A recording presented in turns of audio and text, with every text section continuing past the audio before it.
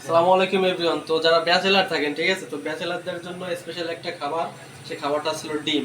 তো ডিম কিন্তু অনেকেই পছন্দ করে। তো ডিম একটা রেসিপি, তো কিভাবে যারা রান্না করতে পারেন না, ফার্স্ট অফ অল যারা ব্যাচেলার ম্যাচে থাকেন তাদেরকে সুন্দর করে রান্নাটা দেখাই দেবো কিভাবে। প্রথমে ডিমটারে সেদ্ধ কইরা, ঠিক আছে, ডিমের খোসা সব ছাড়াইয়া, তারপরে নুন আর হচ্ছে আপনার হলুদটা সুন্দর করে মেখে দিবেন, ঠিক আছে। মেখে এরকম এখানে দেখেন যে অনেক খানিক তেল দিয়ে দিবেন। দেওয়ার পরে তেলটা যখন অনেক গরম হয়ে যাবে তখন আস্তে করে এক একটা ডিম এরকম ছেড়ে দিবেন।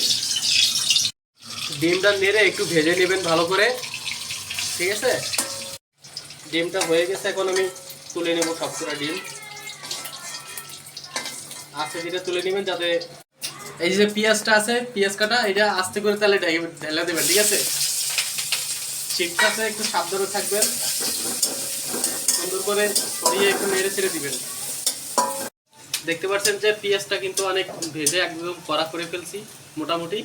পেঁয়াজ ভাজা হয়ে গেলে এই চারটা জিনিস দিয়ে দিবেন: লবণ, হলুদ, মরিচ, লঙ্কা, ঠিক আছে। এটা একবারে এখানে ঢেলে দিবেন, ঢেলে দিয়ে পুরো মিক্সড করে ফেলবেন। মিক্স করা হয়ে গেলে একটু পানি দিবেন পর্যাপ্ত। দেখেন, সাথে সাথে পানি দিবেন না, একটু 1-1.5 মিনিট পরে পানিটা দিয়ে দিবেন। তো পানিটা সামান্য পরিমাণে দিবেন, বেশি দিবেন না। তারপর একটু নেড়ে দিবেন সুন্দর করে আস্তে আস্তে।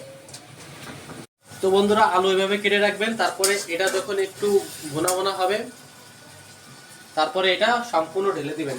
ঢেলে দিয়ে সুন্দর করে এটা মিক্স করে দেবেন, একসাথে কষাবেন, ঠিক আছে।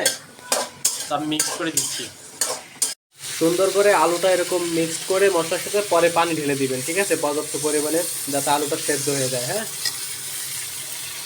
পর্যাপ্ত পরিমাণের পানি দিয়ে দিছি। এখন এটা ঢেকে দেবো সেদ্ধ হওয়ার জন্য। আলু যত সময় সেদ্ধ না এভাবে ঢেকে রাখবেন, ঠিক আছে। মাঝে মাঝে ঢাকনাটা নামাবেন, বুঝছেন। ঢাকনাটা নামাইয়া একটু হালকা করে নাড়াচাড়া দিবেন, যে আলুটা সেদ্ধ হয়েছে কিনা এটা একটু চেক দিয়ে দেখবেন। যখন আলুটা সেদ্ধ হয়ে যাবে, ডিমগুলো আস্তে ছেড়ে দিবেন, ছেড়ে দিয়ে সুন্দর করে মিক্সড করে দিবেন, ঠিক আছে। মিক্সড করে পরে ঢেকে দিবেন। আমাদের রান্নাটা হয়ে গেছে বন্ধুরা।